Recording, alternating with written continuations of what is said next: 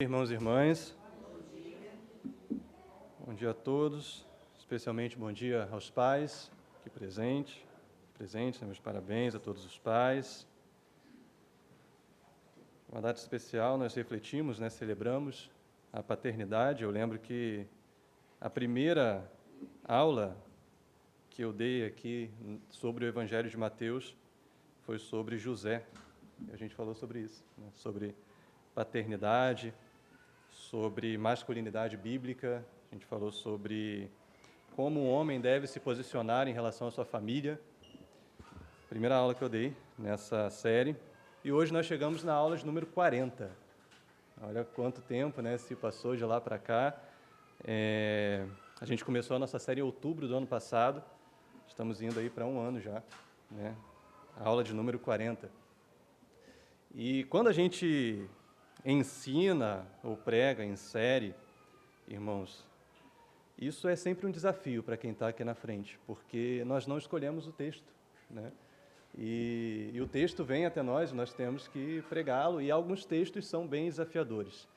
As últimas aulas, os últimos textos têm sido assim, Inclusive, na semana passada, o pastor começou comentando sobre isso, que era um texto difícil, um texto desafiador, mas que ainda assim é a palavra de Deus, e nós que pregamos, nós que ensinamos, temos esse dever, essa missão de pregar mesmo os textos mais difíceis. Hoje é um texto assim, hoje é um texto, em certa medida, difícil também, e eu quero convidar você, eu quero pedir a você que esteja com seu coração aberto para a palavra do Senhor, que esteja com seu coração aberto para ouvir aquilo que a palavra de Deus diz, e faça como os bereanos, esteja sempre examinando o que está sendo falado aqui dentro da palavra, e se é de fato aquilo que está na palavra, que o seu coração seja submisso a isso. Amém, irmãos? Amém. Irmãos, em 29 de dezembro de 1977, quantos estavam vivos aqui? 29 de dezembro de 1977, há 45 anos atrás. Uma mulher chamada Aretusa Figueiredo de Aguiar, hoje ela tem mais de 80 anos. Ela foi com seu marido em um cartório de Niterói, aqui perto. E o objetivo dela era oficializar da entrada no seu processo de divórcio. A lei do divórcio havia sido sancionada 3 dias antes, aqui no Brasil, em 26 de dezembro de 1977. Depois veio uma onda, uma enxurrada de pedidos de divórcio nos cartórios do Brasil. E hoje em dia, segundo dados recentes do IBGE, 1 em cada 3 casamentos termina em divórcio. 1 em cada 3 casamentos termina em divórcio. Irmãos, uma triste realidade para nós hoje é que nós vemos um ataque muito forte contra a família, contra o casamento, especialmente. E isso é por diversas razões, isso acontece por diversos motivos. Um dos motivos principais foi a revolução sexual que aconteceu ali na década de 60, de 70, junto com a chegada da pílula anticoncepcional, o movimento hippie. Então veio todo um movimento de revolução sexual que mudou totalmente a perspectiva que se tinha acerca da união entre um homem e uma mulher, da união de casamento. Outros fatores também estão relacionados a esse ataque contra a família, a lei do divórcio é um deles, a facilidade do divórcio, melhor dizendo, e principalmente alguns movimentos político-ideológicos, movimentos que vão trazer ideias contrárias à palavra de Deus, que vão dizer, por exemplo, que a mulher é menos honrada, ou que vão dar a entender, ainda que não digam isso abertamente, que a mulher é menos honrada ou é menos empoderada quando ela decide ser mãe, quando ela decide cuidar do lar, por exemplo. Movimentos que vão dizer que o casamento não precisa acontecer entre um homem e uma mulher, pode acontecer em qualquer configuração, de qualquer forma, entre qualquer, inclusive, número de pessoas. Então, movimentos que atacam diretamente o conceito cristão de casamento e de família. Mas o que a gente sempre deve se perguntar e refletir é como o cristão entende a família. Como que nós, como igreja, respondemos a esses ataques culturais contra o casamento, contra a família? Qual é a visão cristã acerca do casamento? É um pouco disso que nós vamos falar hoje. Quero te convidar a abrir sua Bíblia em Mateus 19, o texto que nós paramos. Nós vamos ler um texto consideravelmente curto, vamos do versículo 1 ao versículo 12, mas um texto muito cheio de significado e que traz muitos ensinamentos para nós. Então, abra sua Bíblia, Mateus 19, versículo 1 ao 12.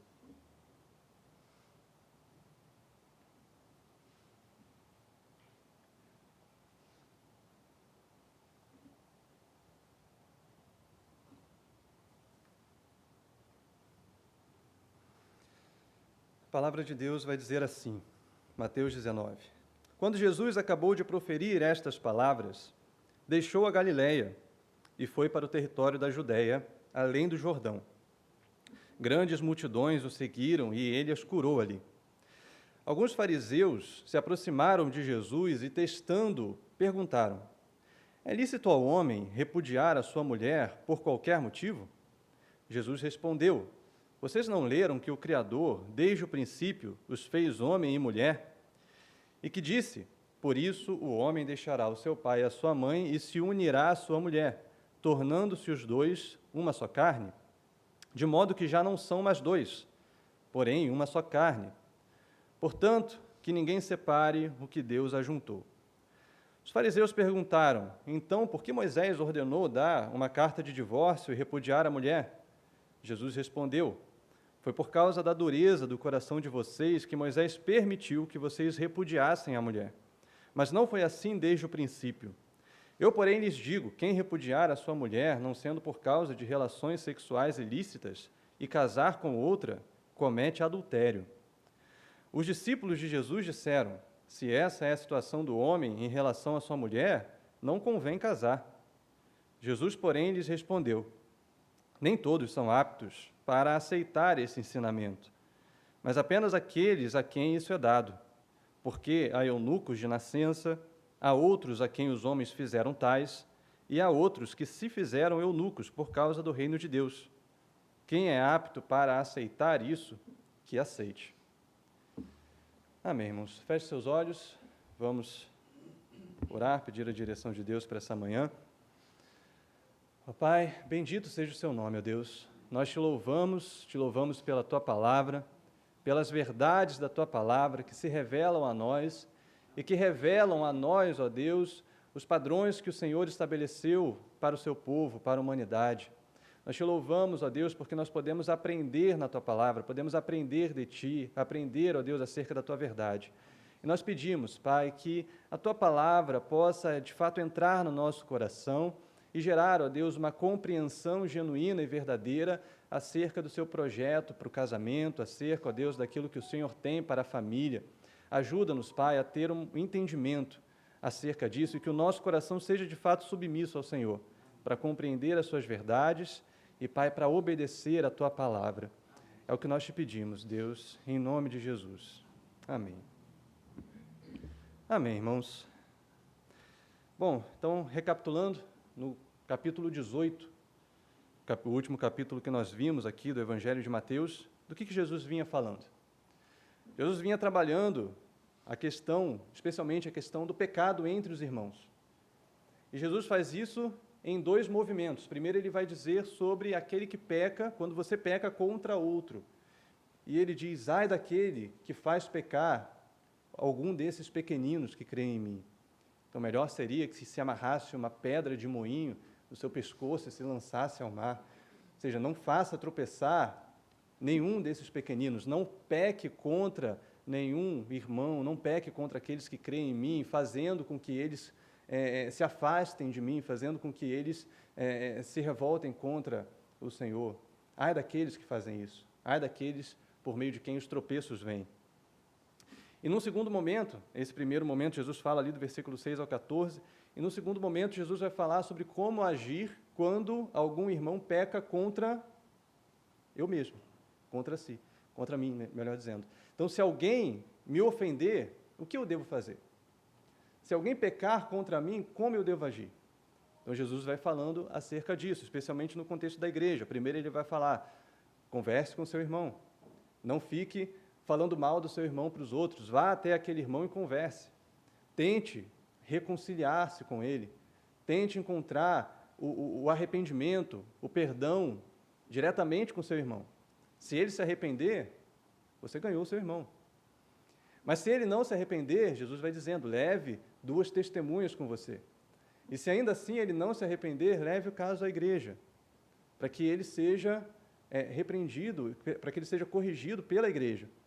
E se, em última instância, ele ainda não se arrepender, considere-o como gentio e publicano. Considere-o como um descrente. Ou seja, Jesus vem mostrando isso, como que nós devemos lidar com aquele irmão que peca contra nós. E falando que o objetivo do cristão vai ser sempre buscar essa reconciliação.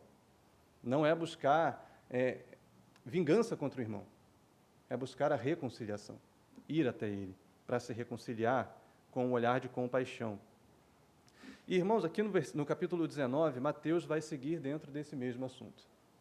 Mateus vai trabalhar nas entrelinhas a mesma questão, trazendo essa narrativa acerca do ministério de Jesus, narrando um outro episódio. E quando a gente analisa os outros evangelhos, a gente vai ver que entre o capítulo 18 e o capítulo 19 existe uma passagem de tempo. Não é uma coisa tão imediata. Existe um tempo que se passa ali.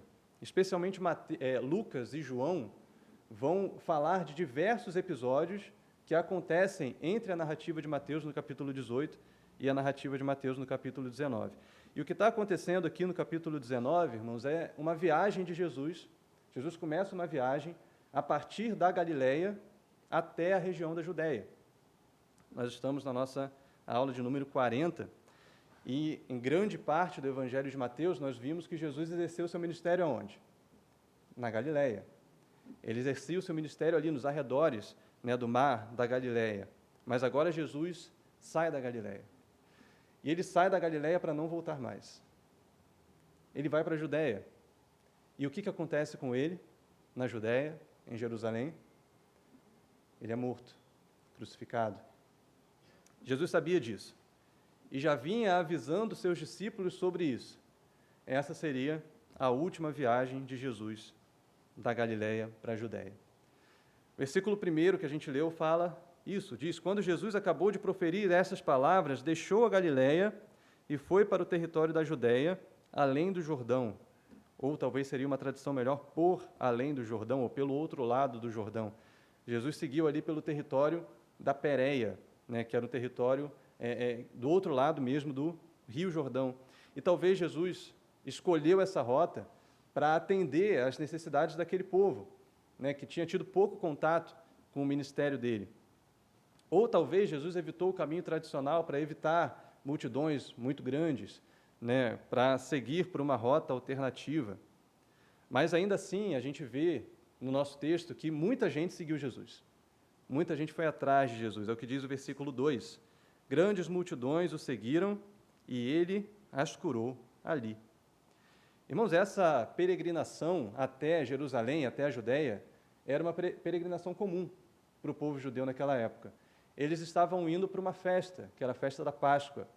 Então as pessoas costumavam se unir, se juntar para fazer a viagem até Jerusalém. Por que elas faziam isso? Porque o percurso era perigoso. Existiam ladrões, existiam perigos ali. Então elas se uniam, iam em grupos até Jerusalém para as festas anuais que tinham ali. Ou seja, aquele grupo que ia com Jesus ia como uma caravana.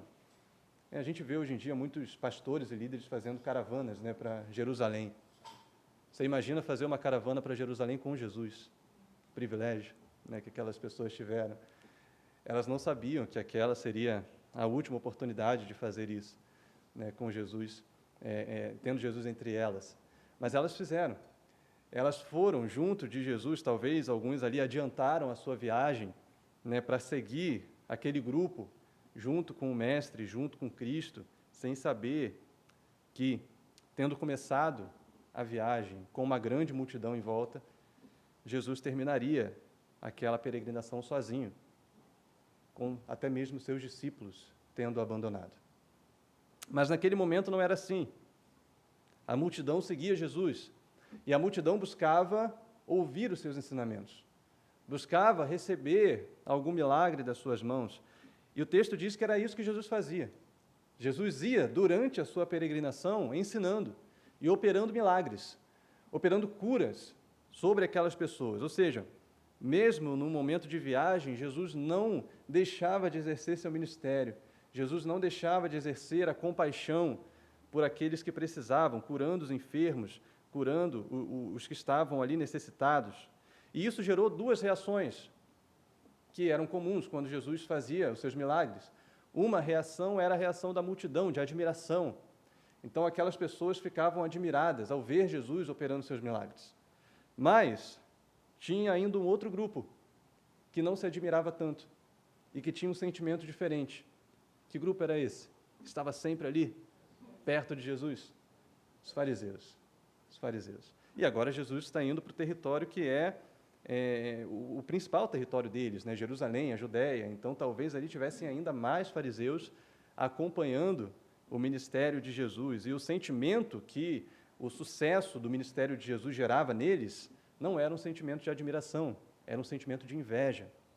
Eles ficavam incomodados em ver tanta gente seguindo aquele mestre, que não era do grupo deles, que os confrontava tantas e tantas vezes. Então, o que os fariseus faziam? Tentavam descredibilizar Jesus. Tentavam gerar situações para fazer com que Jesus desse uma resposta equivocada, uma resposta que não fosse tão popular assim, e as pessoas se voltassem contra ele. E isso acontecia com frequência. Eu imagino que os fariseus deviam ter uma cúpula, né, para discutir o que a gente vai fazer agora para tentar colocar Jesus numa saia justa. As outras vezes não deu certo, não deram certo, e agora o que a gente faz?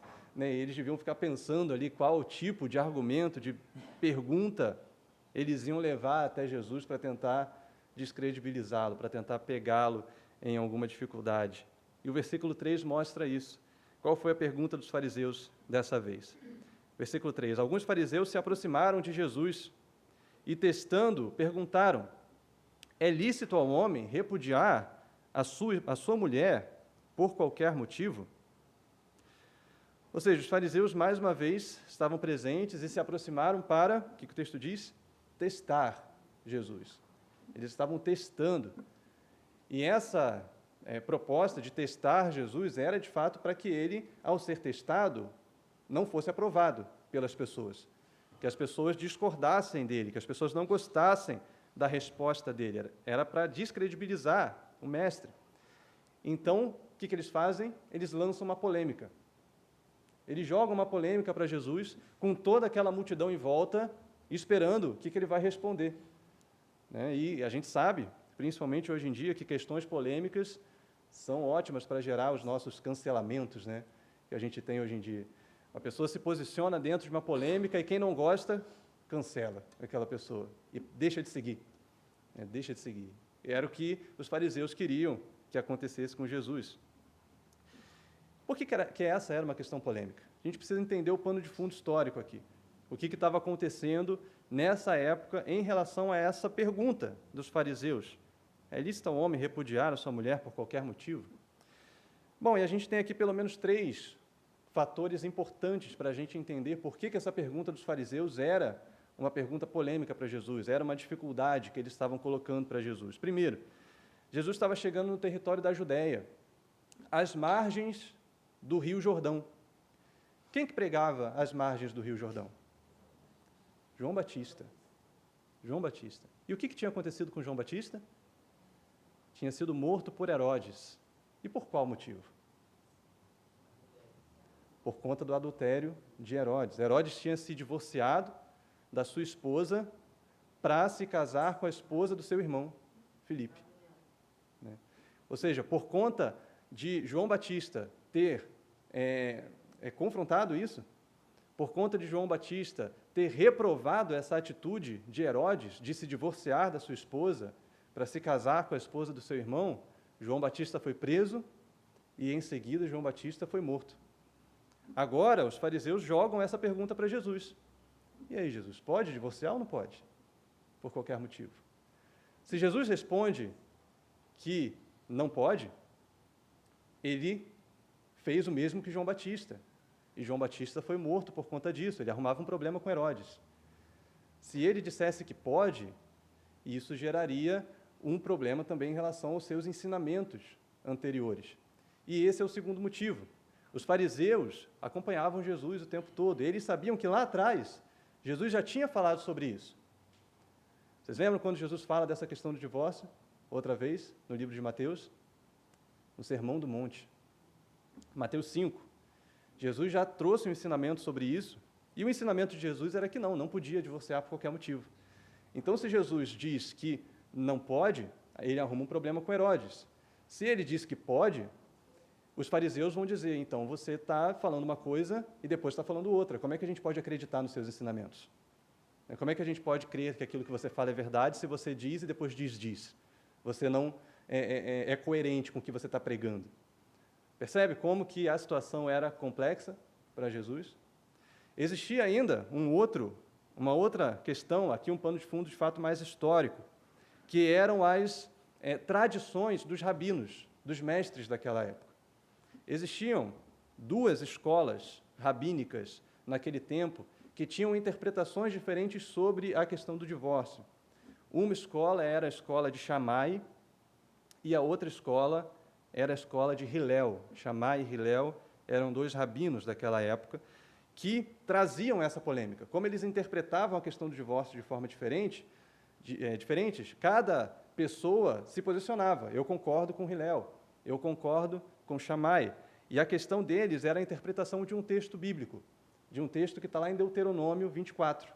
Vamos ler esse texto? Esse texto é um texto importante para nós hoje, Deuteronômio 24, texto da lei de Moisés.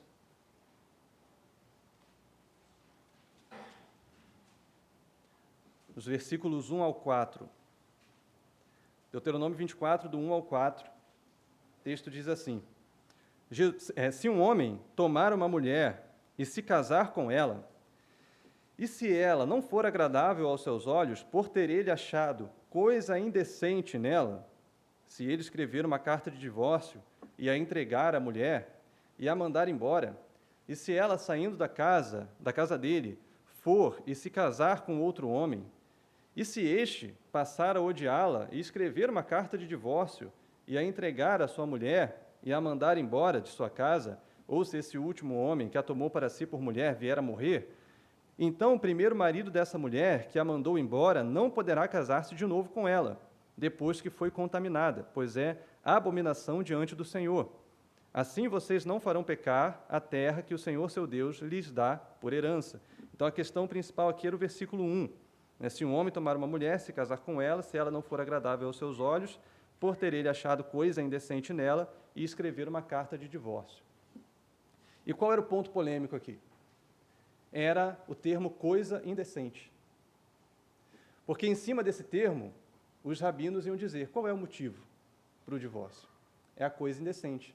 Mas o que é a coisa indecente? E aí que gerava a divergência de interpretação. A escola de Shammai vai dizer assim, eu vou ler aqui um trecho da Mishnah. A Mishnah era um livro de tradições orais dos judeus. Ele foi compilado ali em mais ou menos 200 depois de Cristo, mas fala de como que os rabinos tentavam interpretar a lei. O trecho da Mishnah vai dizer assim, a escola de Shammai diz, um homem não pode se divorciar da sua esposa, a menos que tenha encontrado falta de castidade nela. Ou seja, para a escola de Shammai, o motivo para o divórcio era pecado sexual, era falta de castidade. E o texto da Mishnah continua. A escola de Hillel diz, ele pode se divorciar dela, o marido pode se divorciar da sua esposa, até mesmo se ela arruinou uma refeição sua. Olha a diferença. Uma escola mais conservadora, uma escola mais liberal. Hillel dizia, se a mulher queimar o arroz, você pode divorciar. É motivo. Imagina se fosse assim. Não é justo?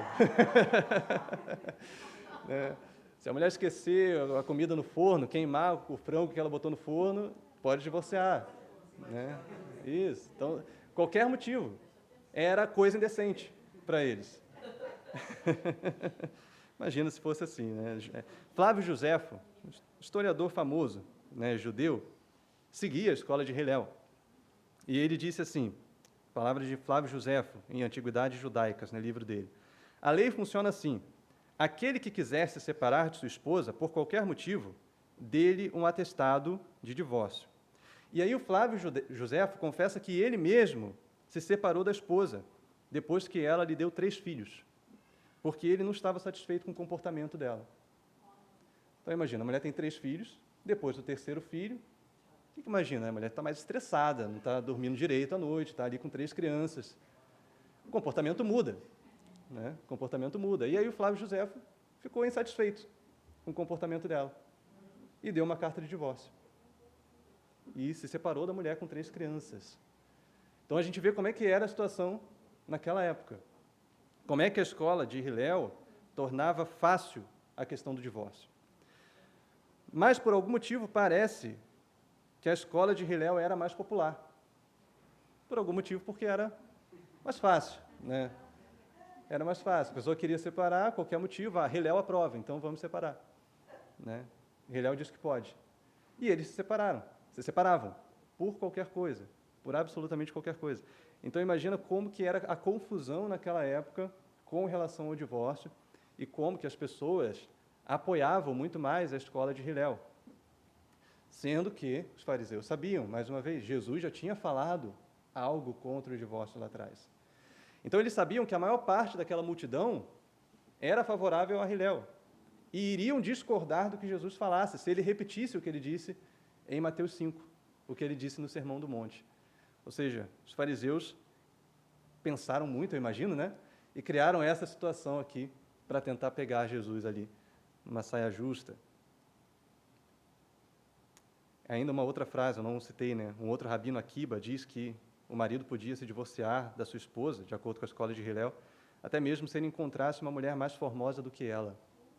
Ou seja, não era só o comportamento da esposa que era motivo para divórcio.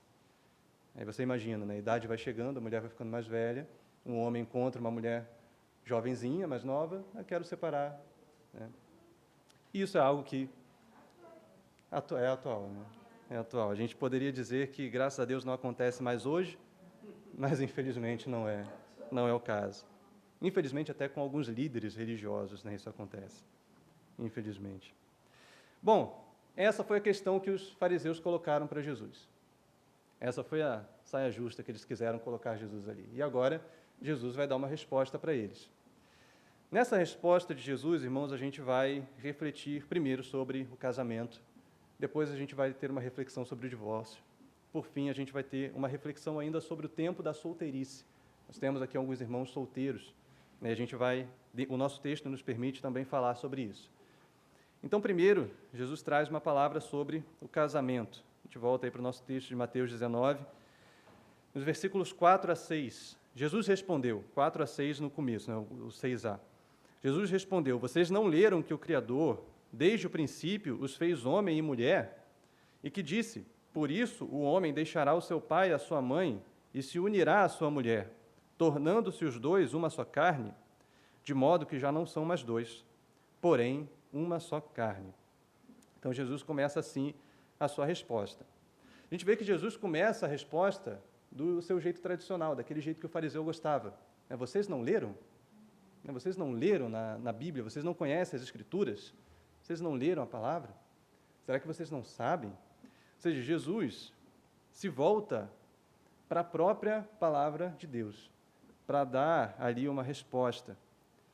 Ou seja, quando Jesus diz, né, vocês não leram, Jesus faz uma provocação aos fariseus, de fato, porque eram mestres da lei, mas é mais do que isso. Jesus também mostra a primazia da palavra. A primazia da palavra de Deus sobre qualquer questão que a gente tenha que enfrentar, principalmente as questões mais difíceis. Então, irmão, quando você se perceber diante de uma questão difícil, diante de uma situação polêmica, diante de um dilema que você tenha que enfrentar, como que você lida com essa questão? O que você deve fazer? A maneira correta de encontrar uma resposta é recorrer à palavra de Deus, é recorrer à Bíblia, à sabedoria do Senhor. Não existe questão difícil demais que a Bíblia não traga para nós uma direção, que a Bíblia não traga para nós uma resposta. A palavra de Deus é fonte de sabedoria. é fonte de sabedoria. E nós vivemos em um tempo de muitas polêmicas, não é verdade? Se você está aí nas redes sociais, você sabe que, vez ou outra, aparece uma polêmica. E, às vezes, polêmicas envolvendo falas de líderes religiosos, falas de pregadores, né, da internet, do YouTube, e que são falas antibíblicas. E nós precisamos sempre recorrer às Escrituras, conhecer a palavra e viver de acordo com a palavra. Ou seja, quando você não souber o que fazer, saiba para onde ir. Vá até a palavra de Deus. Busque a sabedoria do Senhor. E lá na palavra de Deus, ore por aquilo que ela te orienta e viva o que a palavra de Deus te diz para viver. E assim você vai conseguir lidar com qualquer polêmica, com qualquer dilema, com qualquer situação difícil na sua vida. E foi isso que Jesus fez. Ele se voltou para a palavra. E ele disse: vocês não leram? Vocês não leram? Sim. Jesus também deixa claro aí,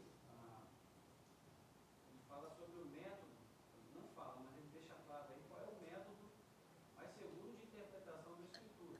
Né? Em dois sentidos. Primeiro, o texto mais fácil, ensina, lança a luz sobre o texto mais difícil. Isso. Pegar lá o fundamento, o que Deus estabeleceu em relação ao casamento. Sim. Então, para mostrar que o texto mais claro precisa lançar a luz sobre o texto menos claro.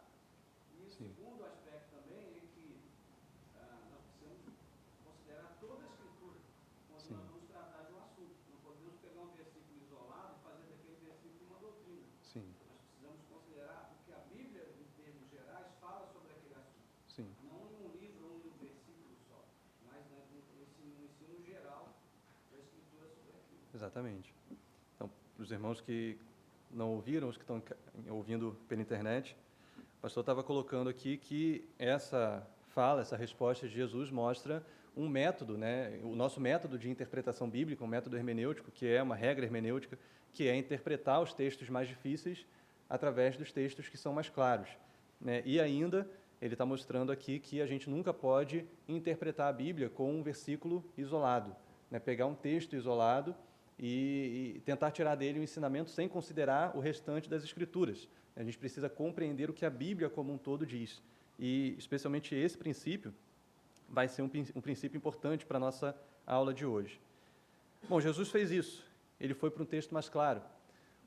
Se os fariseus jogaram para Jesus um texto de Moisés, Jesus diz: bom, eu vou trazer um outro texto escrito por Moisés, texto de Gênesis. Vamos tentar ver o que esse texto diz. E Jesus traz o texto de Gênesis, Gênesis 1, 27 e Gênesis 2, 24, que é o texto de Moisés, mas palavras do próprio Deus, quando Deus cria o homem. E Jesus vai tratar, a partir desses textos, sobre o casamento. Ou seja, antes de falar do divórcio, antes de responder sobre o divórcio, é necessário entender o que é o casamento, o que o casamento significa. E o que o texto que Jesus traz revela para nós, irmãos? Primeiro, Jesus diz: vocês não leram que o Criador desde o princípio os fez homem e mulher? Ou seja, Deus fez homem e mulher. O que isso nos mostra? Deus criou um único casal da espécie humana, um homem e uma mulher. E quando Deus cria um casal da espécie humana, Deus cria também um padrão para o casamento. Um padrão. Qual é esse padrão? O casamento ele é heterossexual entre um homem e uma mulher. E o casamento é monogâmico. Ele não é entre um homem e várias mulheres, entre uma mulher e vários homens, é um homem e uma mulher. Deus estabelece esse padrão desde o princípio. A intenção original de Deus era que um homem deveria ter uma esposa e vice-versa. Uma mulher deveria ter um marido. E é isso que os movimentos ideológicos dizem por aí hoje, irmãos? Não é? É o que o movimento LGBTQIAPN+, se você não sabia, essa é a sigla atualizada, o que esses movimentos dizem é que qualquer pessoa pode casar com qualquer pessoa. Um homem com outro homem, uma mulher com outra mulher, ou um grupo maior de pessoas, que não só dois, podem também casar. Ou alguém que não se considera nem homem nem mulher pode se casar com outro que não se considera também nem homem nem mulher. Enfim, é uma confusão, é uma bagunça. Mas o que a Bíblia mostra é que não é assim. A Bíblia estabelece um padrão. Casamento é heterossexual, monogâmico. É um homem com uma mulher. Ou seja, isso já vai numa direção contrária à nossa cultura, ao que é pregado na nossa cultura. Segundo, Jesus vai dizer que o Criador, desde o princípio, fez assim, homem e mulher. E isso foi feito por um Criador. Ou seja, o casamento, irmãos, é uma instituição divina. O casamento não é uma instituição humana. A união conjugal entre um homem e uma mulher é uma instituição divina. Não foi a sociedade que inventou, não foi a cultura, não foi o desenvolvimento da humanidade que em algum momento falou, olha, acho que seria interessante a gente se unir em casamento. Existe um filósofo, Feuerbach, ele fez um livro falando sobre isso, ele falava um pouco sobre isso. Ele e seus companheiros, ali junto com Marx, era muito próximo de Marx, de outras pessoas daquela época, Engels também, que fizeram um livro falando sobre isso, tentando teorizar sobre o começo da família, e diziam que, por conta da propriedade privada, os homens decidiram que seria interessante que houvesse um casamento. Mas tudo isso, irmãos, é especulação humana, especulação ateísta. O que a Bíblia diz para nós é que o casamento foi instituído por Deus. Deus criou a instituição do matrimônio.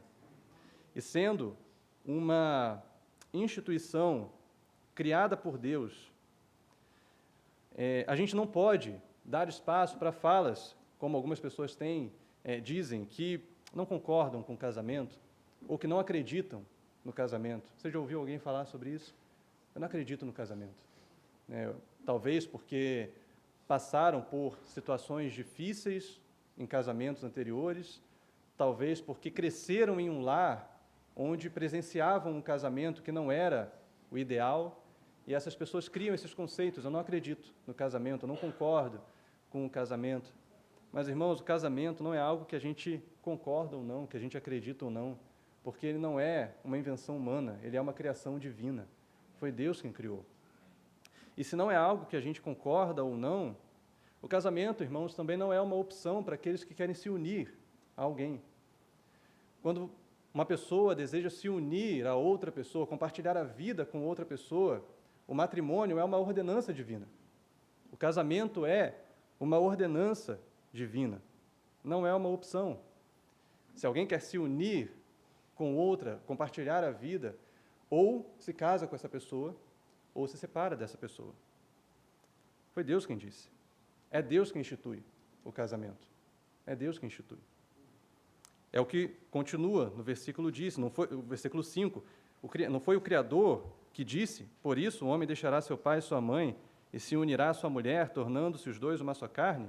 Ou seja, é Deus que disse isso. Foi Deus que estabeleceu essa verdade. E o que traz ainda mais o versículo 5 para nós? Que Deus estabeleceu que um homem deixará seu pai e a sua mãe e se unirá à sua mulher. Ou seja, irmãos, o casamento é a saída da sua família de origem para constituir uma nova família, para constituir um novo núcleo familiar, construir uma família nova. Ou seja, quando uma pessoa casa, ela deve definitivamente deixar pai e mãe. E perceba, deixar pai e mãe não é abandonar pai e mãe, não é esquecer pai e mãe, mas deixar geograficamente, deixar financeiramente, deixar emocionalmente. Ou seja, essa pessoa sai de sua casa para viver com outra, para casar com outra, essa pessoa tem a sua independência financeira, não depende mais dos pais, e essa pessoa é emocionalmente independente dos pais. E não é isso que acontece em muitos casamentos, irmãos. Não é isso que acontece. Em muitos casos, é muito comum, nós vemos pessoas que se casam e se mantêm ligadas, principalmente em termos emocionais, com a sua família de origem. E quando acontece uma discussão no casamento, o que essas pessoas fazem? Correm para os seus pais e vão se queixar com seus pais. Ou seja, estão ligados emocionalmente ainda às suas famílias de origem. Mas o texto diz, deixará o homem, seu pai e a sua mãe. Ou seja, Agora, essas duas pessoas formam um novo sistema familiar, um novo organismo social, um novo núcleo familiar. Eles precisam entender que agora a sua lealdade é para com o seu cônjuge. A sua lealdade primária é com o seu cônjuge e não mais com seus pais. Antes, a sua ligação primária, a sua lealdade primária era com seus pais, mas agora não mais, agora é com seu esposo, com a sua esposa.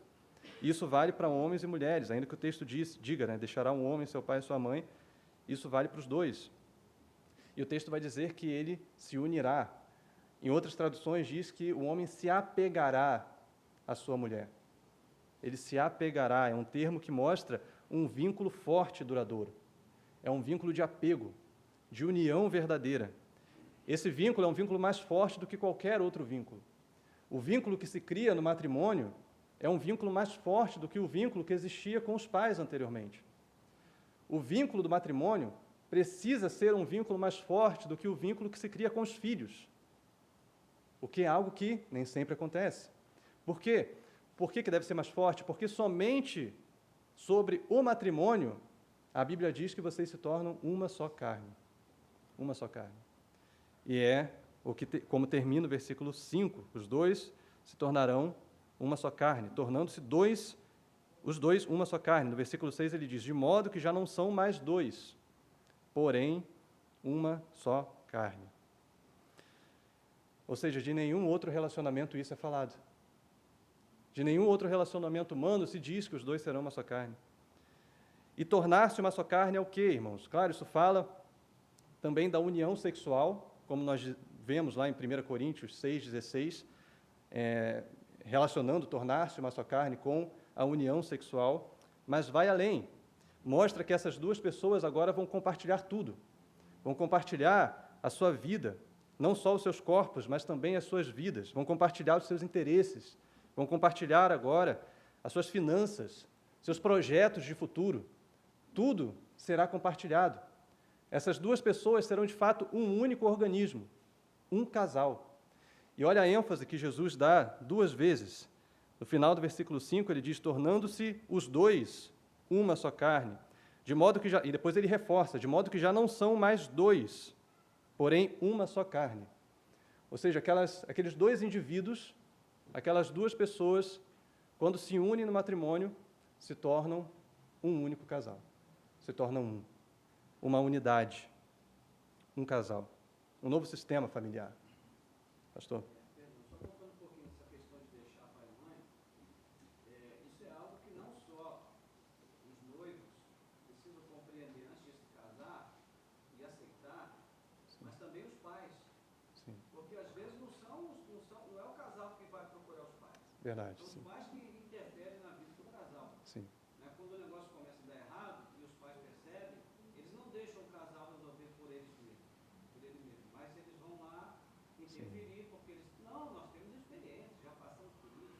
Sim. E aí não há crescimento, não há amadurecimento. Sim. E no final das contas o que acaba acontecendo é que a relação de dependência não é rompida. Sim. Ela Isso. é mantida. Isso é uma tentação para os pais, né? Porque durante anos cresceu ali, viu aquela criança crescer, o seu filho, né? Desenvolveu esse vínculo e tem a dificuldade de deixar o filho partir. Então, os pais são tentados a não facilitar esse processo do deixar pai e mãe e ficam em cima dos seus filhos, tentando interferir nos seus relacionamentos, na criação dos filhos, né, dos seus netos, no caso, tentando interferir nos conflitos que acontecem ali entre o casal, não permitindo que aquele casal viva essa realidade integralmente do deixar pai e mãe para se unir à sua mulher. Bom, irmãos, então, com base nesse texto que Jesus traz, ele apresenta a conclusão sobre a pergunta dos fariseus. Qual é a conclusão de Jesus? Está no final do versículo 6. Portanto, que ninguém separe o que Deus ajuntou.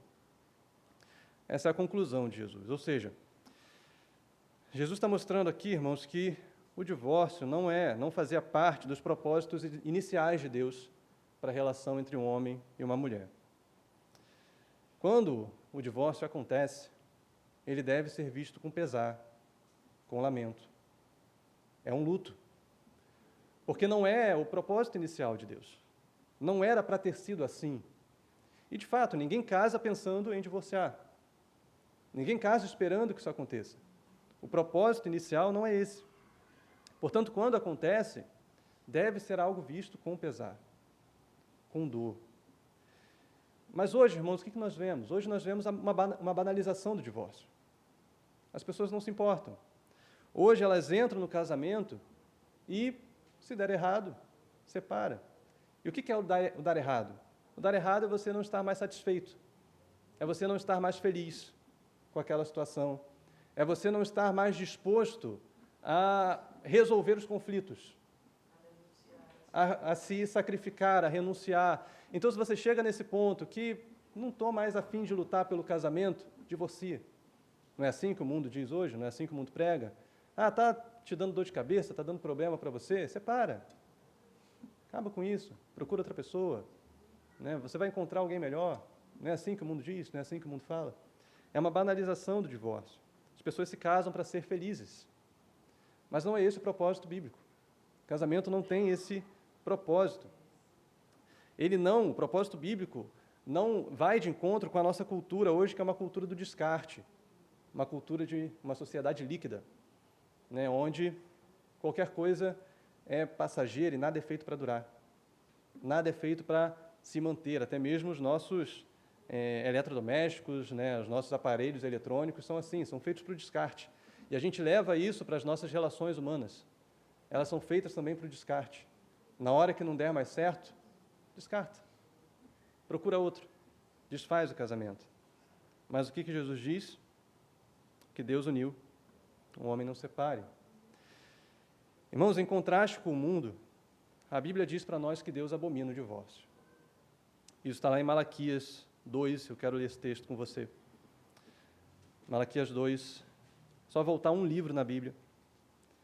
Livro de Malaquias, mas quando você volta aí um livro na Bíblia, você está voltando mais de 400 anos.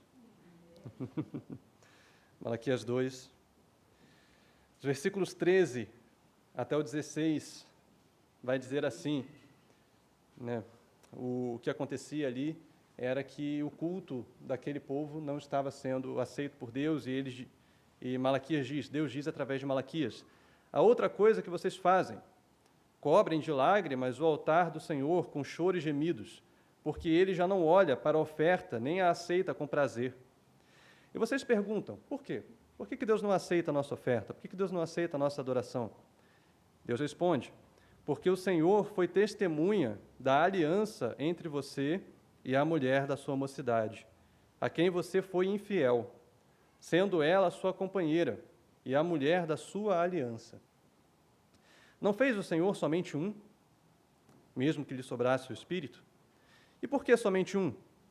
Porque buscava uma descendência piedosa. Portanto, tenham cuidado para que ninguém seja infiel para com a mulher da sua mocidade. Porque o Senhor, o Deus de Israel, o que diz aí?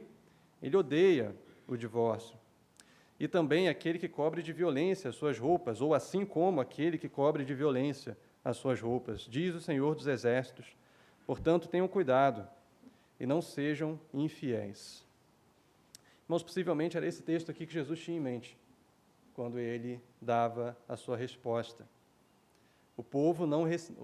Deus não recebia a adoração do povo, aqui no tempo de Malaquias, e Deus diz para o povo, olha, o motivo de eu não receber as suas ofertas e a sua adoração é porque vocês têm banalizado o divórcio, vocês têm sido infiéis com as suas esposas e têm se divorciado delas, por conta da infidelidade de vocês.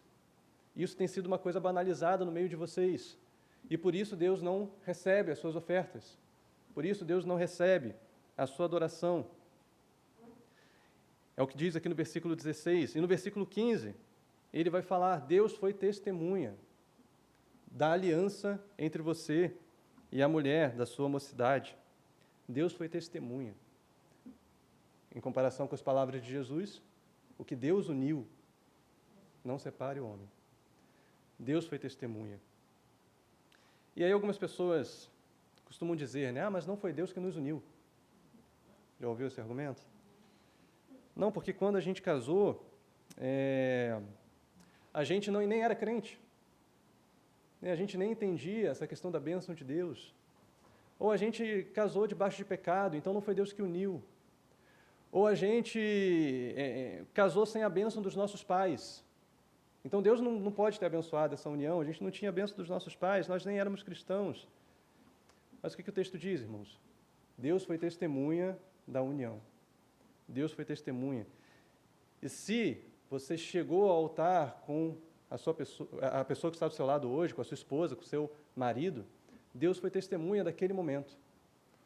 E Deus selou aquela união. Deus uniu aquela união, mesmo que tenha sido uma união no qual vocês chegaram ali sem a bênção de Deus, sem andar nos caminhos do Senhor, sem buscar a vontade do Senhor. No momento em que uma aliança é feita, Deus sela, Deus une. Isso fica muito claro, irmãos, para nós, numa narrativa que nós falamos aqui na quinta-feira, né, que a Claudinha trouxe para nós, e que eu quero ler também com você lá em 2 Samuel. Quero te pedir para abrir em 2 Samuel. Capítulo 21. Foi o texto que a gente falou aqui na quinta. 2 Samuel, capítulo 21. Só 2 versículos, versículo 1 e 2. Que diz assim: nos dias do rei Davi, houve uma fome de 3 anos consecutivos. Davi consultou o Senhor e o Senhor disse: é por causa de Saul e de sua família sanguinária, porque ele matou os gibeonitas. Então o rei chamou os gibeonitas e falou com eles. Os gibeonitas não eram dos filhos de Israel, mas do resto dos amorreus. Os filhos de Israel lhes tinham jurado poupá-los. Porém Saul procurou destruí-los no seu zelo pelos filhos de Israel e de Judá. O que acontece aqui? Os gibeonitas eram dos amorreus. O que Deus fala sobre os povos ali, sobre os povos de Caná da Galileia, né, da terra em que eles estavam entrando nos tempos de Josué? Deus fala assim: olha, faça guerra contra esses povos e destrua todos eles. Os gibeonitas, o povo de Gibeão, eles sabem que isso está acontecendo, então eles tentam enganar o povo de Israel. Eles chegam até os judeus se disfarçando ali de pessoas pobres, com fome, peregrinos, e dizem: olha, o nosso povo é um povo pequeno, é um povo fraco, então faça uma aliança conosco de não nos matar. Né? Então o povo é enganado, Josué é enganado e faz uma aliança com os gibeonitas. Deus falou para o povo fazer essa aliança com os gibeonitas? Deus não falou. Essa aliança, inclusive, estava contra o que Deus falou. Deus falou para destruir os povos cananeus.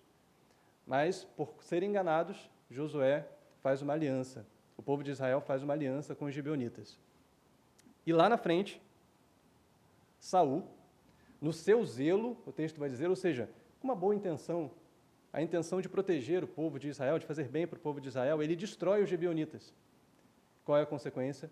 Deus manda uma fome sobre o povo, para mostrar que ele ainda considerava aquela aliança, ele ainda honrava aquela aliança, que ele foi testemunha daquela aliança, mesmo que aquela aliança não tenha sido feita debaixo da bênção de Deus, da ordem de Deus. Deus foi testemunha daquela aliança e precisou haver um sacrifício, a gente vê na continuação do texto, por conta dessa questão. Ou seja, no momento, irmãos, que nós fazemos uma aliança, Deus honra essa aliança, Deus sela essa aliança, Deus é testemunha dessa aliança, mesmo que essa aliança não tenha sido feita com a orientação ou com o pedido de orientação da parte de Deus. E se Ele selou a união, só Ele pode determinar os motivos para que essa união seja desfeita. É isso que Jesus diz: o que Deus uniu, o que Deus ajuntou, que ninguém separe, o que o homem não separe. Não cabe ao ser humano dizer em que momento a separação pode acontecer. A opinião humana não é suficiente. A opinião pessoal não é suficiente. E quantas vezes as pessoas dizem assim: eu acho que não é para continuar esse casamento. Eu acho que Deus não quer que eu continue nesse casamento. Afinal de contas, Deus não quer que eu sofra. Né? Deus não quer que eu fique mal como eu estou, como esse casamento está me fazendo mal. Deus não ia querer uma coisa dessas. Então, acho que Deus quer que eu me separe. E a gente coloca as nossas opiniões como palavras de Deus. E, irmãos, o que a Bíblia diz é: não separe o homem, o que Deus uniu. Não separe o homem. Somente Deus pode dizer as condições em que isso pode acontecer, em que essa aliança pode ser desfeita. Essa foi a resposta de Jesus. Mas os fariseus ainda insistiram. Os fariseus continuaram. E eles disseram aí no versículo 7, bom, Jesus, então, por que Moisés ordenou dar uma carta de divórcio e repudiar a mulher? Ou seja, eles ainda estavam presos naquele texto inicial, né? Jesus estava trazendo uma visão panorâmica da Bíblia e eles estavam presos ali. Por que Moisés ordenou? Então, se é assim, se o casamento é realmente uma união tão forte, se é realmente algo que Deus sela, se é realmente algo que deve ser duradouro, por que Moisés ordenou dar uma carta de divórcio? E Jesus dá a resposta. A resposta de Jesus está no versículo 8. Jesus respondeu, foi por causa da dureza do coração de vocês que Moisés permitiu que vocês repudiassem a sua mulher. Mas não foi assim desde o princípio. Eu, porém, lhes digo, quem repudiar a sua mulher, não sendo por causa de relações sexuais ilícitas e casar com outra, comete adultério. Ou seja, o que a resposta de Jesus mostra para nós? Primeiro, Moisés não ordenou o divórcio. Moisés permitiu. Foi uma concessão. Em nenhum momento, a gente lê o texto de Deuteronômio 24, em nenhum momento Moisés diz, olha, você tem que dar a carta de divórcio se você encontrar uma coisa indecente na sua esposa. Não existe uma ordem ali, existe uma concessão. Moisés permitiu. E os judeus consideravam, até mesmo a escola de Shammai, que era a escola mais conservadora, consideravam que se fosse encontrado algo dentro daqueles critérios que eles diziam que eram os critérios para o divórcio era necessário, era ordenado.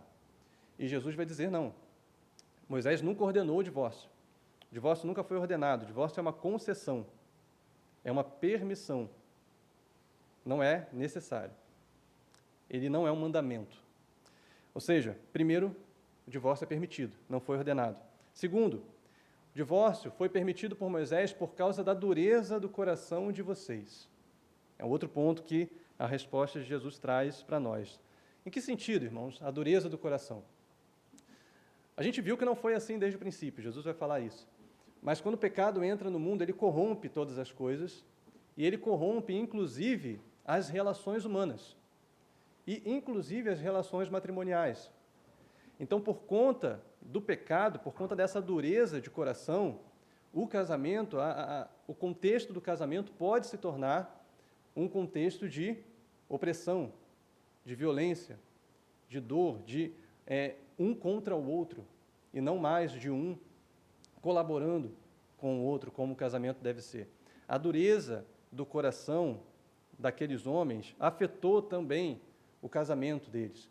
Então, Moisés encontra essa situação estabelecida. Os divórcios acontecendo deliberadamente, e então o que ele faz? Ele regulamenta o divórcio. Ele regulamenta. A gente viu que o texto era, olha, se você der uma carta de divórcio para sua mulher, ela se casar com outro, você não pode mais voltar atrás, você não pode mais se casar com ela. Ou seja, o que Moisés está regulamentando ali, fazendo as pessoas entenderem pense muito bem antes de se separar. Pense muito bem, reflita muito antes de se separar. E possivelmente, esse processo de dar a carta de divórcio era um processo mediado pelos líderes do povo, pelos sacerdotes. Então, ele estava fazendo com que aquela situação precisasse passar por outras pessoas, precisasse ser conversada, refletida, para que o divórcio não acontecesse por impulso, deliberadamente, como acontecia naquela época, por conta do pecado, da dureza do coração daqueles homens. Então, ele regulamenta o divórcio, para controlar a quantidade de divórcios. E a resposta de Jesus vai mostrar ainda que não foi assim desde o princípio. Mas desde o princípio não foi assim. Ou seja, irmãos, mais uma vez, o ideal de Deus nunca será o divórcio. O ideal de Deus nunca será a separação. E, ao mesmo tempo, a prioridade do cristão também nunca será o divórcio. Qual é a prioridade do cristão, então? O que você imagina? Qual é a prioridade do cristão? Obedecer a palavra. E se não é o divórcio, é o quê? Qual? Reconciliação. A reconciliação. Essa é sempre a prioridade do cristão. E você vai lembrar É disso que nós falamos na semana passada. Não é verdade? É disso que fala o capítulo 18. Como termina? Qual é o último versículo do capítulo 18? Assim também o meu Pai que está nos céus fará com vocês, se do íntimo não perdoarem cada um a seu irmão. Ou seja, Mateus vem falando sobre perdão, vem mostrando como que Jesus ensina sobre perdão. A prioridade do cristão, irmãos, sempre será o perdão. Sempre será perdoar. O cristão é alguém que perdoa. O cristão é alguém que manifesta compaixão. O cristão é alguém que manifesta misericórdia, mesmo quando pecam contra ele. A nossa prioridade é perdoar. E se formos ofendidos de novo, perdoaremos de novo. E se mais uma vez formos ofendidos, perdoaremos mais uma vez. Não é o que Jesus diz no versículo 22 do capítulo 18, que diz aí? Jesus respondeu: não digo a você que perdoe até 7 vezes, mas até 70 vezes 7. Perdoe. E se for necessário, perdoe mais uma vez, e mais uma vez, e mais uma vez, e continuamente perdoe. Essa é a atitude do cristão. E por que, irmãos, nós devemos perdoar? Por que o cristão deve perdoar? Versículo 33 do capítulo 18, na parábola que Jesus conta. Será que você também não devia ter compaixão do seu conservo, assim como eu tive compaixão de você? Irmãos, nós devemos perdoar, porque foi exatamente isso que Deus fez conosco. Foi exatamente assim que Deus agiu conosco. Nós, sem que Deus tivesse feito nada contra nós, ofendemos a Ele com os nossos pecados. Ofendemos a sua santidade. Nos rebelamos contra Deus. Nos rebelamos contra a nossa aliança com o Senhor. E fizemos coisas contrárias a Ele. Ofendemos a sua santidade. E o que Deus fez por nós? Ele se vingou de nós. Ele nos abandonou porque nós pecamos contra Ele, porque nós o ofendemos. Irmãos, se Deus tivesse se vingado de nós por conta das nossas ofensas, nós não estaríamos aqui. Mas não foi isso que Deus fez. Deus não retribuiu na mesma medida, Ele não deu troco na mesma medida. Ele nos perdoou. Ele agiu conosco com misericórdia. Ele nos amou, e a palavra de Deus vai dizer que Ele nos amou tanto que entregou o seu Filho. Entregou o seu único Filho, seu Filho unigênito, para morrer por nós. Para tomar sobre si os nossos pecados. Ele não havia cometido pecado algum. Fomos nós que o ofendemos. Fomos nós que o ferimos, que pecamos contra ele. Ele era justo na história. Mas ele decidiu tomar para si os nossos pecados e nos perdoar. Sofrer por nós. Sofrer por causa dos pecados que nós cometemos, sendo ele justo. Sendo ele justo. Ele nos perdoou. Ele entregou a sua vida para nos perdoar.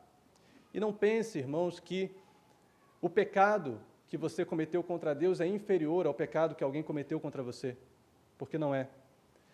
Os pecados que você cometeu contra Deus e que continuamente comete são pecados contra o seu Criador, contra alguém, contra aquele que é o mais justo de todas as pessoas que você pode conhecer. Ninguém é tão justo quanto ele. Você está longe de ser tão justo quanto Deus. Mas quando você peca contra Deus, Ele te perdoa. E quando alguém peca contra você, você perdoa? Quando alguém te ofende, você perdoa? Será que você também não devia ter compaixão do seu irmão, assim como eu tive compaixão de você? Irmãos, a prioridade do cristão, sempre, em todas as situações, em todos os casos, será o perdão, será a reconciliação. Sempre.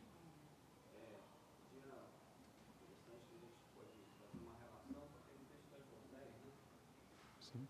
E, embora seja uma metáfora, seja literal, evidentemente, ele vale também e se aplica, porque ali Deus compara Israel a uma esposa infiel, Sim. que vai, traz o seu marido, que é o caso da esposa de Osés, né? Sim. E ele que a esposa contraiu, mesmo tendo traído o marido, e a perdoe, e a receba de volta. Sim. Porque é assim que o Senhor faz com Israel. Quer dizer, então, de um modo ou de outro, nós temos ali um exemplo típico de Deus como marido, Sim. que foi traído, e mesmo assim ele perdoou. Ou seja, nem o caso da traição, ainda assim, seria uma obrigação, estabeleceria uma Isso é uma prioridade, né? divórcio. Sim. Mas a prioridade seria, como você está dizendo, seria o perdão e Sim. a reconciliação. Isso. Então, Deus usa, né, o ministério de Oséias, quando manda ele casar ali com Gomer, né, uma mulher que o traiu continuamente, várias vezes, e ainda assim Oséias paga ali o resgate por ela, né, tipificando o que Deus faz conosco, de fato. Né, até mesmo no caso de traição, a prioridade sempre vai ser o perdão. Né, o divórcio nunca é uma ordenança, um mandamento. Então, a gente chega nesse texto, né, no versículo 9, que talvez seja o texto, um dos versículos mais debatidos e discutidos da Bíblia, quando ele vai dizer: eu, porém, lhes digo que quem repudiar a sua mulher, não sendo por causa de relações sexuais ilícitas, e casar com outra, comete adultério. Então, irmãos, até aqui nós estamos estabelecendo a regra. A regra. Qual é a regra? Deus odeia o divórcio, a prioridade é sempre o perdão. Mas e as exceções? Como que a gente faz com as exceções à regra? Bom, irmãos, a ênfase do versículo, mesmo que a gente esteja falando de exceção, a ênfase do versículo não é a exceção. Né? Você vai perceber que essa exceção é só uma observação entre vírgulas que a gente tem aí. Se a gente tirar a observação, o sentido do versículo continua. Eu, porém, lhes digo que quem repudiar a sua mulher e se casar com outra comete adultério. Mas a gente tem aqui uma cláusula de exceção. E quanto a essa exceção, irmãos, não existe um consenso entre os cristãos. Não existe um consenso. A gente tem basicamente dois textos que falam sobre essas causas possíveis para a separação, para o divórcio. Um é esse, né, junto com o do capítulo 5 de Mateus, que fala sobre relações sexuais ilícitas, e a palavra aqui é porneia. Porneia é uma palavra que fala sobre relações sexuais ilícitas, e o sentido dela, que tipo de relação é essa, depende do contexto. E aí, dependendo do contexto, a gente precisa olhar para esse texto aqui e entender do que ele está falando. Por isso gera tanta discussão, tanto debate e tão pouco consenso. Então, um dos motivos, né, uma das exceções é relações sexuais ilícitas, ainda que haja debate sobre que tipo de pecados sexuais seriam esses.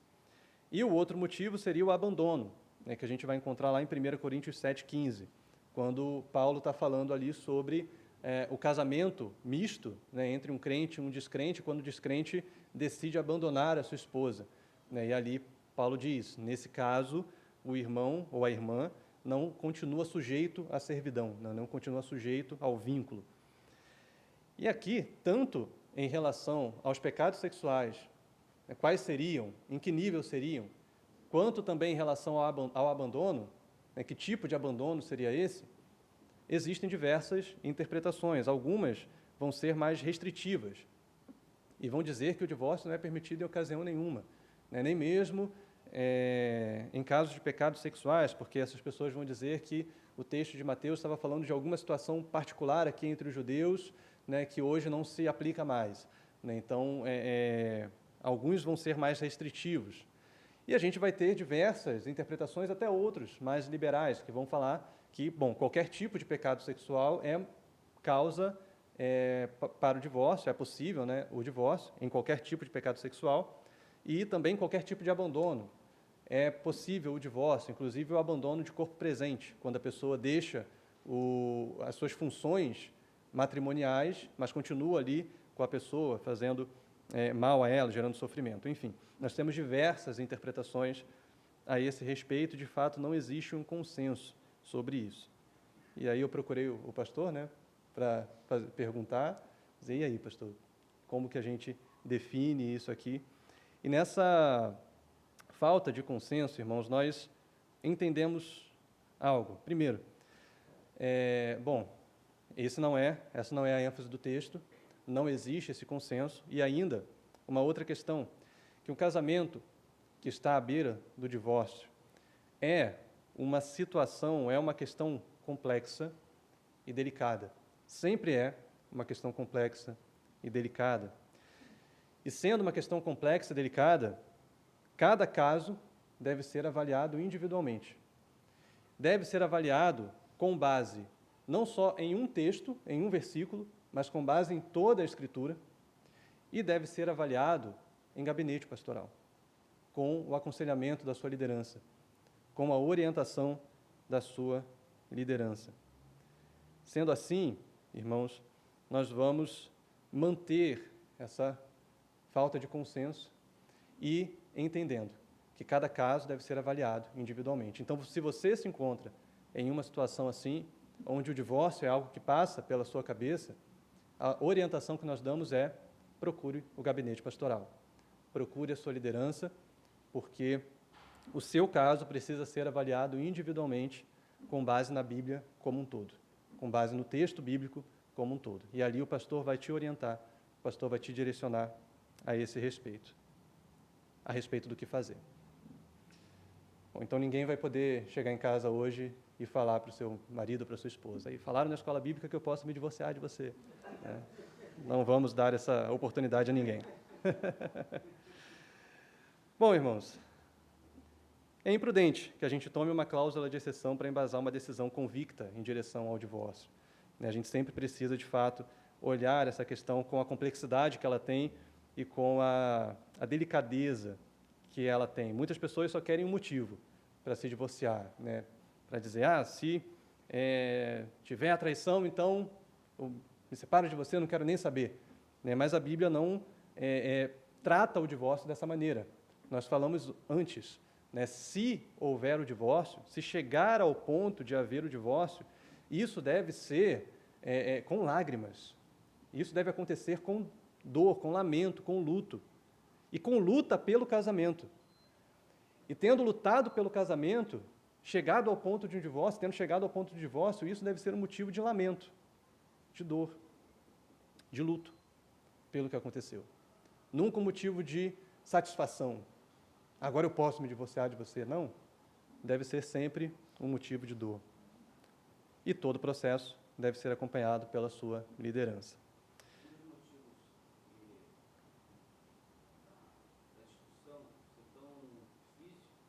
Sim. Inclusive, é que nos textos paralelos essa cláusula de exceção não existe. Sim. Nem Lucas, nem Marcos. Sim. Pois é. Isso pode tanto dizer que sob nenhum aspecto pode haver divórcio, Sim. como também pode significar que, na perspectiva de Marcos e Lucas, haveriam outras exceções. Sim. Que não foram mencionadas. Então, assim, Lucas e Marcos não falam da cláusula de exceção, e mesmo assim, o fato deles não falarem é motivo para que cada um defenda a sua causa. Né? Então, alguns vão dizer: eles não falam porque não existe cláusula de exceção, e outros vão dizer: eles não falam porque a cláusula de exceção é ampla, então não daria para eles especificarem tudo ali. Né? Ou seja, sempre vai haver essa discussão, sempre vai haver esse debate. Bom, irmãos, qual é a regra, então? A nossa ênfase hoje fica na regra. A regra é: priorize sempre o perdão. Priorize sempre a reconciliação. O divórcio não é uma regra, uma ordem, um mandamento. O divórcio é uma concessão. Irmão? Só para ficar mais claro, a cláusula de exceção está falando sobre não sendo por causa de relações sexuais ilícitas ou a questão do abandono? No nosso texto, são a relação sexual ilícita. São as relações sexuais ilícitas. Essa é a cláusula de exceção que não existe consenso. Porque a palavra aqui é porneia, e essa palavra é uma palavra ampla, que dá margem para falar de qualquer tipo de pecado sexual. Então, vão ter algumas linhas de interpretação que vão dizer: não, o que Jesus estava querendo falar aqui era de uma realidade judaica. Então, está falando do noivado, da época do noivado, porque o noivado já era considerado como casamento, como um contrato de casamento prévio. Então, se fosse descoberto uma traição no noivado, era motivo para divórcio. E quem defende isso vai dizer que Jesus aqui estava tentando justificar José, né, quando José quis se separar de Maria, por descobrir que ela estava grávida. Então, essa é uma linha mais restritiva, que vai dizer que o pecado sexual aqui é esse. Mas o texto não dá margem para a gente definir isso. Outras linhas vão dizer, não, pecado sexual é qualquer tipo de pecado sexual. Né? Qualquer tipo de, não só traição, mas se você souber que o seu cônjuge está consumindo conteúdo pornográfico, por exemplo, é motivo também. Né? Ou se você souber que aquela pessoa flertou com outra, é motivo também. Então, a gente sempre vai ter uma margem grande de interpretações aqui. Mas Né? o adultério em si, pós-casamento, não. Isso não há... O adultério em si é onde grande parte das escolas, das linhas de interpretação defendem que é possível o divórcio, que é permitido. Ainda assim, existem algumas linhas de interpretação que dizem que nem no caso de adultério. Então, assim, de fato, é uma questão que não existe consenso. Não existe consenso. Posso falar uma coisa? Sim, Como até os maridos, né? sim, Bate na mulher, né? sim. Então, aí tem que ser, ela vai ficar presa. Pois é. Então, a gente vê, existem muitas questões que são questões delicadas, complexas, que, de fato, precisam ser tratadas em gabinete pastoral, levando em consideração a Bíblia toda, a Bíblia como um todo, e não só um único texto. Sim, Com relação ao perdão, sim, né? Então, a gente tem que ter sempre essa disposição de perdão. sim, Mas e se o cônjuge nunca demonstrar arrependimento pelo ato praticado? sim. Se não houver arrependimento. Então, arrependimento. Porque a reconciliação depende também da outra pessoa, da outra parte, Sim, entender que errou e que precisa mudar. sim, Agora, se aquilo persiste, sim, existe um arrependimento. sim, Esse perdão tem, eu sei que Deus nos perdoa sempre, nós estamos sim, sim. mas ele também diz que a gente tem que se arrepender. Isso. Sim, o perdão, né, quando não há arrependimento da outra parte, né, o perdão é algo que vai acontecer dentro de nós, é uma disposição da pessoa. Então, a Bíblia vai dizer que Cristo morreu por nós, sendo nós ainda pecadores. Então, inclusive, antes do nosso arrependimento, Cristo entregou sua vida por nós, nos perdoou. Outra questão é como vai ficar essa relação, né, a dois, se a outra pessoa não se arrependeu. Então, é uma outra questão. Mesmo que a outra pessoa não se arrependa, é do espírito cristão que você perdoe, que você não guarde aquela mágoa, que você não guarde aquele rancor. Então, você vai perdoar. A partir daí, como fica a relação? Aí vai depender também da atitude da outra pessoa. E aí é uma questão também para ser tratada em gabinete pastoral, né, com orientação caso a caso. Bem? Foi respondido? Danilo? Só para tentar dar esclarecer um pouco sobre como isso é complexo, Sim, eu acho que assim, a gente pode imaginar pelo menos dois cenários, né? Imagina que chegue diante do pastor no gabinete do casal e que o marido fale, minha esposa beijou um colega de trabalho. sim, Então, na outra semana chega o casal e o marido fala, e aí a esposa fala, descobri que meu marido tem outra família, outros filhos. Então são duas situações completamente diferentes, mas que sim, tratam de adultério. sim, Então, assim, uma é completamente possível a reconciliação do ponto de vista prático, né? Porque sim, fácil nunca é. Mas do sim. ponto de vista prático, uma é muito mais fácil de reconciliar. As implicações, as consequências disso são muito diferentes. Outra é extremamente Né? complexo. Isso. Como que você vai, tem duas famílias envolvidas, então, Sim. é só pra gente ter noção de que não dá pra ser taxativo no sentido de, tipo assim, adultério de você. Definir uma regra aqui, né? Isso. Cada caso é um caso, Sim. e aí cabe ao casal, à família chegar até o pastor e expor então pra ele. Sim, isso. Então, para quem não ouviu, o Danilo está comentando aqui, né, que existem casos muito variados nessa questão acerca do casamento. Então, ele deu 2 exemplos. Se você descobre que uma pessoa beijou um colega de trabalho, ou estava flertando com um colega de trabalho, né, isso é um caso. Ou se você descobre que o seu cônjuge já tem uma outra família, com filhos, isso é um outro caso. E a gente vê como que são casos muito distintos, com consequências muito diferentes. Por isso, cada caso precisa ser tratado individualmente em gabinete pastoral. Amém, irmãos? Bem, então, para a gente concluir, uma breve palavra para os solteiros. Então, talvez, você chegou até aqui, você que é adolescente, que está solteiro, Martim já levantou a mão, né? Então, você chegou até aqui e fala, isso não é a minha realidade, eu não sou casado, não é que eu vou pensar de você. Pois é, para os solteiros, o texto termina. Os discípulos de Jesus disseram, se essa é a situação do homem em relação à sua mulher, não convém casar. Jesus, porém, lhes respondeu, nem todos são aptos para aceitar esse ensinamento, mas apenas aqueles a quem isso é dado. Porque há eunucos de nascença, há outros a quem os homens fizeram tais, e a outros que se fizeram eunucos por causa do reino dos céus. Quem é apto para aceitar isso, que aceite. Irmãos, o texto de Mateus, o texto paralelo, né, em Marcos 10, vai mostrar que houve também uma passagem de tempo aqui, entre o versículo 9 e o versículo 10. Marcos vai mostrar que, em casa, os discípulos continuaram perguntando a Jesus sobre aquilo, porque é uma questão, de fato, que desperta, né, curiosidade. A gente vê que aqui várias pessoas falaram, então é uma questão que desperta essa curiosidade. Em casa, quando eles chegaram, os discípulos continuaram perguntando, e Jesus, possivelmente, continuou explicando. E a fala dos discípulos vai mostrar para nós, irmãos, que eles não entendiam ainda essa seriedade do casamento. Eles vão falar, mestre, mas se é assim, ou seja, a gente não imaginava que era assim, né? Se é assim, eles não entendiam isso, que o casamento era algo sério, né? Logo eles fazem essa pergunta para Jesus. O que eles querem dizer? Se eu não posso me separar da minha esposa por qualquer motivo, se eu não puder me separar caso ela se torne uma mulher briguenta, ou uma mulher gastona, consumista, se eu não puder me separar se ela for preguiçosa ou tola, ou no caso de uma discípula, né, poderia dizer, se eu não puder me separar, se o meu marido se tornar um viciado, um alcoólatra, se o meu marido se tornar grosso comigo, né, um preguiçoso, se eu não posso me separar, se eu sempre tenho que priorizar o perdão, o que os discípulos dizem? Então não convém casar. Então é melhor nem casar, né? Porque como é que eu vou me condenar a uma vida assim?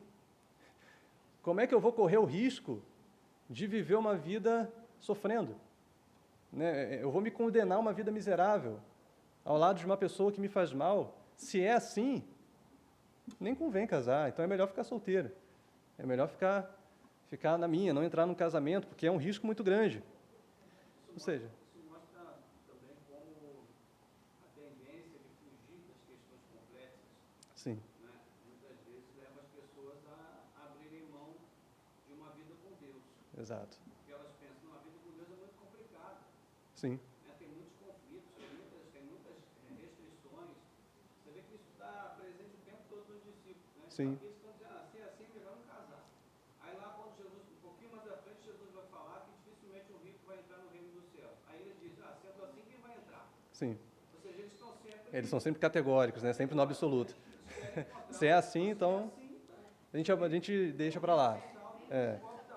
Então essa tendência, né, de evitar refletir sobre as questões e acaba perdendo o que é valoroso, né? mostra pra gente que a vida com Deus, a vida de relação com Deus, é complexa. Sim, Porque uma vida vivida com sabedoria e discernimento é complexa. sim, É muito mais fácil você simplesmente, né, estabelecer uma regra e dizer, para cá eu aceito, para cá eu não aceito. Mas quando exige reflexão, quando exige abrir mão sim. de certas coisas, renúncia, aí a coisa fica mais Sim. difícil. Então, a nossa relação com Deus, a nossa vida com Deus é cheia de complexidades, né? E a gente precisa estar sempre disposto a entender o que Deus quer de fato de nós. E nunca ter essa atitude que os discípulos tiveram, né? Bom, se é difícil, então não quero. Então é melhor não fazer. Pois é. Então foi assim que os discípulos agiram, né? Porque eles não entendiam, até aquele momento, a seriedade do casamento. Mas parece que eles também continuaram sem entender o valor do casamento, a importância do casamento, e nem a graça do perdão, e nem a disposição de perdoar. Os discípulos, até aquele momento ali, eram autocentrados, né? Eram focados neles mesmos. Então, eles diziam, bom, se eu vou ser prejudicado, então eu não quero isso, né? Se eu posso precisar me sacrificar, então eu não quero.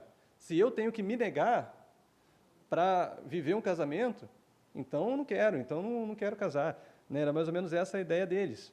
E qual deveria ser uma atitude cristã? Né?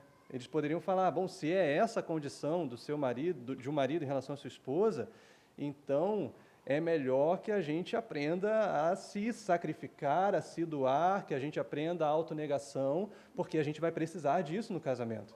A gente vai precisar disso continuamente, né, todos os dias. Então, a gente precisa aprender a se doar, como Cristo. Essa seria uma resposta mais adequada. E o que Jesus diz para eles? Jesus vai revelar que alguns estarão aptos para esse ensinamento e outros não. Para que ensinamento? Do que Jesus está falando? Dessa ideia de que não convém casar. Alguns são aptos para isso, outros não. Jesus vai dizer que isso é para quem é dado, somente a quem isso é dado. Ou seja, irmãos, a solteirice, o tempo de solteiro, é um dom de Deus.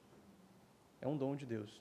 E aquele que nunca vai se casar, também só pode fazer isso se tiver recebido de Deus esse dom. É o que o apóstolo Paulo vai falar lá em 1 Coríntios 7, do 7 ao 9, 1 Coríntios 7 também, do 32 ao 35, que alguns receberam essa graça, e ele vai dizer, olha, para mim é melhor que vocês fossem como eu, que vocês não se casassem, mas por conta da imoralidade sexual, então é melhor que vocês se casem. E aí ele vai dizer, porque é melhor casar do que viver abrasado, do que viver ardendo em desejos. É melhor casar do que pecar. Então, nesse caso, se você não consegue se conter, se case. Mas, se você tem esse dom, é melhor que você não se case. E aí ele vai dizer lá no versículo 32, o que eu quero é que vocês fiquem livres de outros problemas, de algumas preocupações, e que vocês consigam se dedicar totalmente a Deus. Então, o texto aqui de Cristo vai também mostrar isso, quando ele fala ali dos 3 tipos de eunucos. Eunucos aqui são celibatários, pessoas que nunca vão se casar. E eles falam, existem aqueles que não vão se casar por uma questão de nascença. Eles nasceram com alguma dificuldade, não podem ter um matrimônio, ou não podem ter uma vida sexual ativa, então não vão se casar. Outros são eunucos porque os homens fizeram tais. E essa era uma realidade muito comum naquela época, principalmente em alguns reinos, onde os servos, principalmente aqueles homens que serviam as rainhas, as concubinas dos reis, eles eram castrados. Então eles eram feitos eunucos. E eles também não poderiam se casar. E um terceiro grupo, Jesus vai dizer que se fizeram eunucos por causa do reino dos céus. Ou seja, eles decidiram nunca se casar para se dedicar ao Senhor, para se dedicar integralmente a Deus. E o apóstolo Paulo também vai repetir isso. Aquele que é solteiro consegue se dedicar integralmente ao Senhor, não está dividido entre o Senhor e a sua família. Isso aí provavelmente foi um ensino de Jesus Sim, que não foi registrado nos evangelhos. sim, Porque quando os discípulos falam, eles chamam de ensinamento. sim, Ele diz, olha, esse ensinamento não é para todos. E o apóstolo Paulo também repete isso lá. sim, Assim como Paulo diz, que o Senhor, que o Senhor disse que é mais bem-aventurada a coisa é dar que receber, a sim, gente não encontra isso nos evangelhos, mas Paulo disse sim. que foi dito por Ou seja, Deus. existem ensinamentos que aparentemente Jesus falava diretamente aos discípulos e não foi registrado como palavras de Jesus, mas que a gente encontra aqui nos detalhes. Então, isso possivelmente era um ensinamento de Jesus, que se a pessoa tem o dom para o celibato, para não casar, que ela viva dessa forma. Como Jesus termina o versículo 12, quem é apto para aceitar isso, que aceite. Ou seja, se você consegue viver dessa maneira e não se casar, que faça. Então você vai ter uma vida integralmente dedicada ao Senhor, não dividida entre o Senhor e a sua família, e o seu casamento. E aqui, irmãos, nesse princípio, nessas palavras de Jesus e do apóstolo Paulo também, nós temos um princípio para os solteiros. E qual é? Que a solteirice não é um estado inferior de vida. A solteirice não é um período da sua vida em que você ainda não encontrou a plenitude, em que você ainda não encontrou a felicidade integral.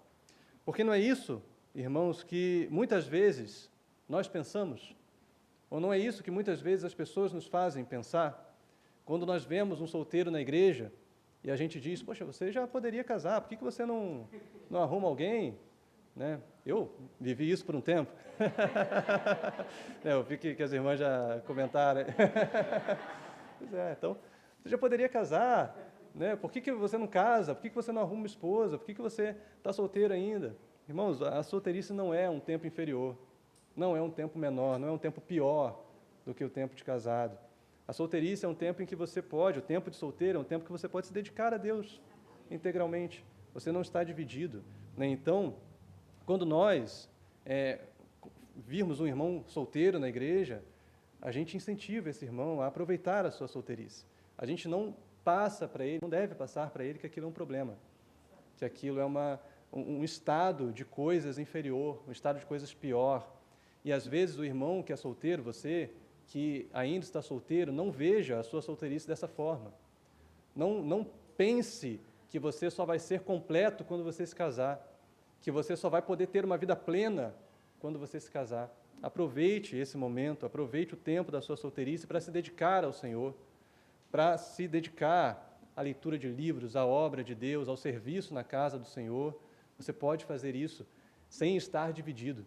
Então aproveite esse tempo para pregar o Evangelho, para conversar com pessoas que não são cristãs, para se dedicar seu tempo ao serviço a Deus. Esse tempo da solteirice é uma dádiva de Deus para você também e deve ser bem aproveitado. Ou seja, a solteirice possui tanto valor quanto o matrimônio. Por isso, valorize ambos. Valorize ambos, seja você solteiro ou não. Sim. Essa questão é uma questão importante, embora o tempo Sim. já esteja estourado, mas é uma questão importante da gente pensar, porque parece que o estado de vida de solteiro, na perspectiva do que Jesus diz, faz parte da exceção. Sim. Né? A regra é que todos encontrem o seu par, se casem, Sim. sejam felizes. Essa é a regra.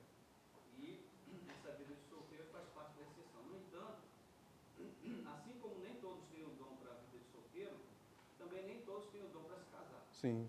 Porque há muitas pessoas que elas não têm a capacidade de viver dentro de um casamento.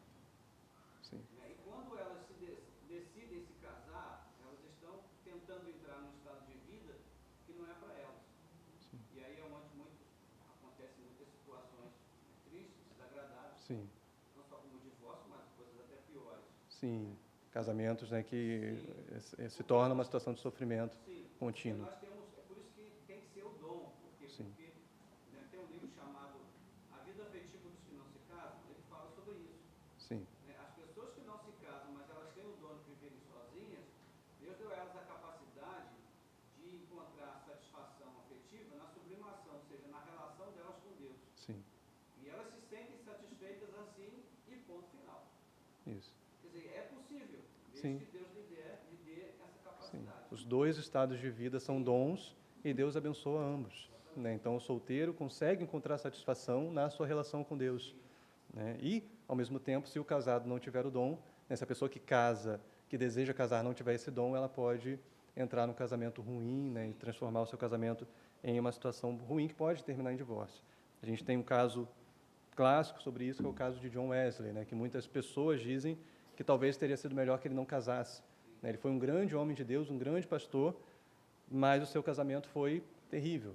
Né? E as atitudes dele no casamento não eram atitudes santas.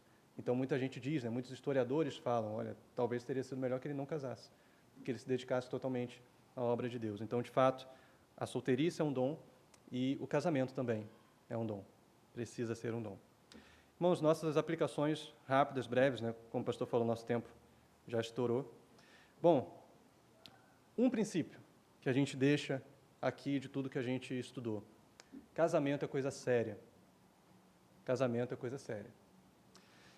A partir daí, uma palavra para os solteiros, então, continuando o que nós estamos dizendo. Pensem muito bem antes de casar.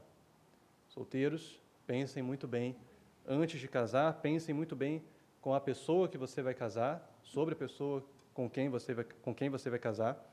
Não se apresse para isso, não fique ansioso para isso. Eu tenho que encontrar alguém porque eu não posso continuar solteiro, eu tenho que encontrar um casamento porque aí eu vou ser feliz. Não se apresse, não se apresse, não se precipite a esse respeito. E como nós já dissemos, aproveite esse tempo de solteirice, né, o tempo de solteiro, para se dedicar em tudo ao Senhor, para servir fielmente, integralmente ao Senhor. Uma breve palavra também para os divorciados. Irmão, se você já avaliou a sua situação à luz da Bíblia, à luz da palavra de Deus, junto da sua liderança, e Deus te deu paz a esse respeito, louvado seja o nome do Senhor. Louvado seja Deus por isso. Caso contrário, caso você ainda não tenha encontrado paz a esse respeito, acerca do seu divórcio, procure o seu pastor, procure orientação pastoral, orientação bíblica, e vá até o Senhor. A partir daí, busque o Senhor entendendo, irmãos, que o nosso Deus é um Deus que perdoa, é um Deus que te perdoa e é um Deus que te restaura. Amém? Uma breve palavra também aos casados. Valorize o seu matrimônio. Valorize a sua aliança. Se dedique, irmãos, ao seu cônjuge. Se dedique de coração ao seu cônjuge. Nós vimos aqui como que o casamento é importante. Como que o casamento é um projeto de Deus, como que Deus é testemunha do casamento, como que Deus abençoa o casamento. Então se dedique ao seu casamento. Se dedique ao seu cônjuge. Ame a sua esposa, ame o seu marido. Respeite, cuide, trate bem. Fale com palavras ternas, de carinho, com gentileza. Se dedique ao seu cônjuge, se dedique ao seu casamento. Se o seu casamento passa por uma situação difícil, turbulenta, lute pelo seu casamento. Não desista do seu casamento. Não fique considerando o divórcio em primeiro lugar. Considere sempre o perdão. Considere sempre a reconciliação. E sempre, irmãos, recorra à palavra de Deus. E viva a palavra de Deus. Portanto, essa é a nossa regra que fica hoje. Sempre, em todo caso, priorize o perdão. Nós, como igreja, somos uma comunidade de perdoados. Uma comunidade de pessoas perdoadas. Portanto, irmãos, nós devemos ser também uma comunidade de pessoas que perdoam. Amém? Amém. Feche seus olhos, vamos orar a esse respeito. Ó Pai, bendito seja o teu santo nome, ó Deus, pela tua palavra. Pela tua palavra que em tantos momentos nos confronta, que em tantos momentos, ó Deus, trazem para nós verdades que são distintas daquilo que nós escutamos na nossa cultura, na mídia, nas filosofias modernas, mas verdades, ó Deus, que nós sabemos que são sempre o melhor para nós, porque são verdades que vêm do Senhor, são verdades que vêm da sua sabedoria, que vêm, ó Deus, do seu saber infinito, que é muito superior ao nosso saber, que é muito superior às nossas opiniões, aos nossos achismos.